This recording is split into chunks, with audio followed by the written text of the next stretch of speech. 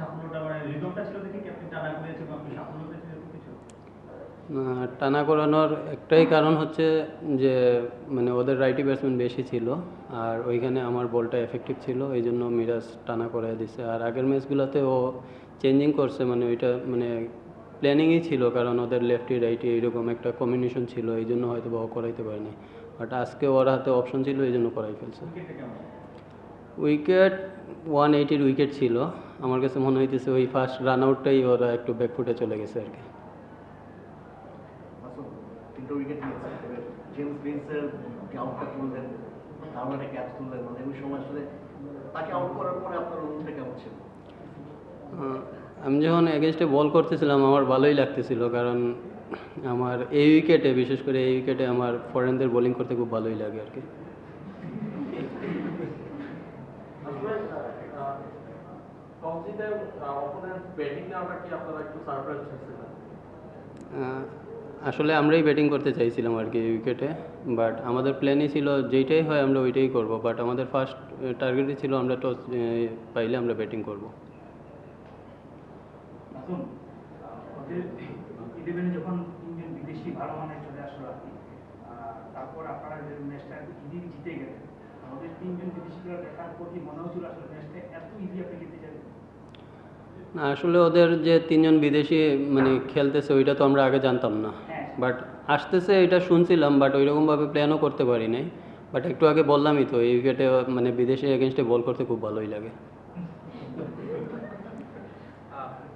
আপনাদেরও দুইজন বিদেশি এসেছে একদম শেষ মুহূর্তে, তো এইটা আসলে কোনো টুর্নামেন্টের জন্য আইডিয়াল কিনা? টিম কম্বিনেশনের জন্য যখন যাকে প্রয়োজন হবে তাকেই নিয়ে আসবে। এখন টুর্নামেন্টের জন্য আইডিয়াল বা কি এটা তো আমি বলতে পারবো না। সামনেই চ্যাম্পিয়ন্স ট্রফি আছে, যে এই পারফরমেন্সটা আপনাকে কাজে লাগবে?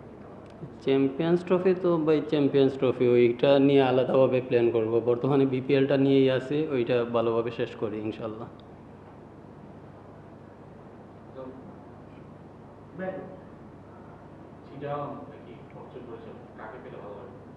যেই আসুক, টি-20-তে সবাই সমান। আপনি 3 উইকেট, মিরাজ 3 উইকেট, পার্টনারশিপটা কেমন ছিল? দেখেন আমরা তো একসাথে বোলিং করি নাই, বোলিং পার্টনারশিপের জন্য ও পরে আসছে, বাট সমান সমান উইকেট হয়েছে। বাট ও এফেক্টিভ একটু বোলিং করছে পাওয়ার প্লেতে, ওই সাইফের উইকেটটা নিয়ে নিছে আর কি। পরে আবার ওই যে সাইফুদ্দিনের ইয়াটা হাসান নিয়ে নিল, এই জায়গায় মানে আমরা একটু আগে গেছি আর কি। বাট যখন লাস্টে সাইফুদ্দিন আসছিল তখন মানে কথা বলতেছিলাম তুমি এখন 2টা ওভার করে নাও, আমরা আরেকটু আগে যাবো আর কি। এই মাঠেই শিবরঞ্জিত টি20 আন্ডার 18 ওয়ার্ল্ড কাপ জিতেছিল, ওনার ইনক্লুশনটা আপনাদের টিমের মিডল এবং লোয়ার মিডল অর্ডারে কতখানি ইফেক্টিভ? ব্যাটিংয়ে নামে নাই তো, নামার পরে বুঝতে পারবো। ও মানে অবশ্যই ফরেন প্লেয়ার তো হচ্ছে আমাদের সাপোর্ট করার জন্য, যা খেলার আমাদের লোকালরাই খেলতে হবে, বাট ওরা আমাদের সাপোর্ট করবে। বাট ওর আজকে ব্যাটিংয়ে নামা লাগে নাই, ইনশাল্লাহ পরের ম্যাচে যদি নামা লাগে দেখা যাবে। আগের ম্যাচে শেষে প্রেস কনফারেন্সে এসে বলেছিল আপনাদের লোকাল কালেকশনের পারফরমেন্সে উনি বেশি খুশি কম্পেয়ার টু আপনাদের ফরেন প্লেয়ার। আপনাদের টিমের এই সাকসেসের পিছনে কি আপনি লোকাল প্লেয়ারদেরকে দিতে কতটুকু? অবশ্যই দেখেন আমাদের টিমের লোকাল যারা আছে সবাই আলহামদুলিল্লাহ, বিশেষ করে ব্যাটসম্যানরা খুবই ভালো ব্যাটিং করতেছে। এমনকি বাইরে যারা ব্রেঞ্চে বসে আছে ওরাও ক্যাপেবল যে 11-এ খেলার জন্য, বাট আমাদের কম্বিনেশনের জন্য আমরা খেলাইতে পারতেছি না আর কি। বাট সবচাইতে ভালো দিক হচ্ছে আমাদের টিম মর্নিংটা খুব ভালো, খেলি না খেলি আমরা সবাই এক আছি আর কি।